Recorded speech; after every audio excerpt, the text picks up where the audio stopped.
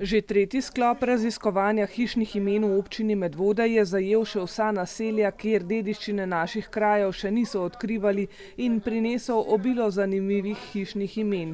Seveda to raziskovalci lahko naredijo samo s pomočjo domačinov.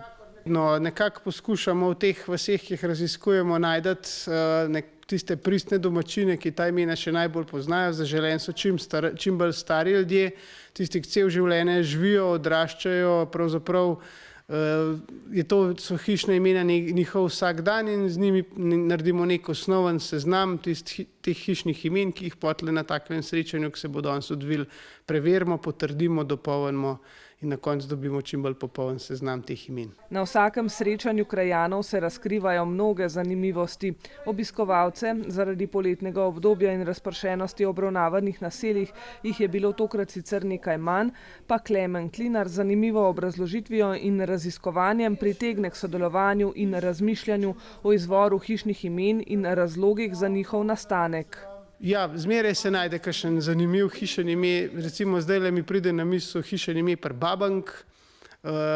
Zdaj, zakaj se tako reče, niti doma ne vejo oziroma vedo, ampak zdaj ne vejo. Je bil ta prvo ledinsko ime Babandol, po katerem je pol hiša dobila ime Babank, ali pa je bil ta prvi Babank, pa je pol po Babanku ta dolina dobila ime Babandol. To je ta kmetija, ki je čisto na koncu Grabna.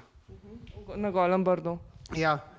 Mene so naučili, da ta del Golega Brda, ki je pravzaprav Kanina Brdu, da po domače rečejo kar Graben.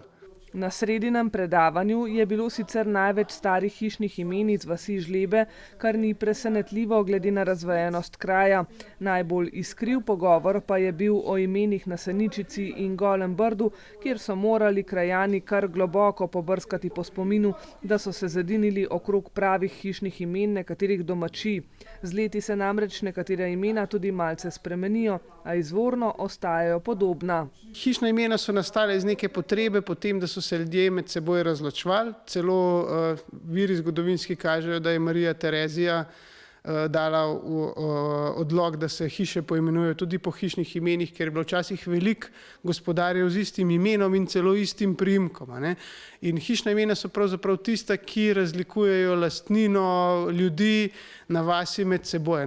Res so unikatna in v nobeni vasi se hiša ime ne ponovi. Tako da z tega vidika imajo neko daljšo trajnost, kakor pa recimo priimki ali pa gospodarji pa sploh, ki so omejeni na človeško življenje. V prvi fazi aktivnosti raziskovalci imena zberejo po krajih, jih identificirajo, predvsem tista, ki jih poznajo samo najstarejši prebivalci. Drugi del projekta pa je namenjen temu, da hišna imena obudijo nazaj v življenje.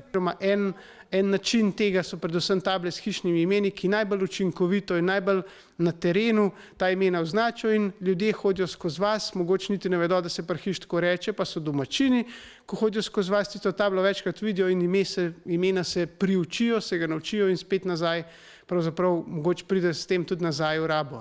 Zaradi tega tudi v projektu vključujemo osnovnošolce, tudi osnovna šola Preska je letos sodelovala, nekaj učencev je zaradi korone žal niso mogli po vaseh, ampak vsaj pri svojih sorodnikih ali pa pri sebi doma, malo poizvedlo po svojem hišnem imenu, tako da so se tudi oni zavedali tega, da hišno imeno ni nič slabega, nič slabšalnega, nič zmerjalnega, ampak je pravzaprav lahko rečemo to en ponos, ki ga danes nima vsaka hiša. Pravzaprav ga imajo samo stare hiše in hišno ime pravzaprav priča, da hiša v vasi ima eno veljavo, eno tradicijo in eno zgodovino. Vsi prebivalci, ki prebivajo v hišah, ki se jih drži staro hišno ime, torej spred Prve svetovne vojne, bodo imeli možnost dobiti tablico, s katero bodo hišno ime s ponosom obelodanili morebitnim mimohodnikom.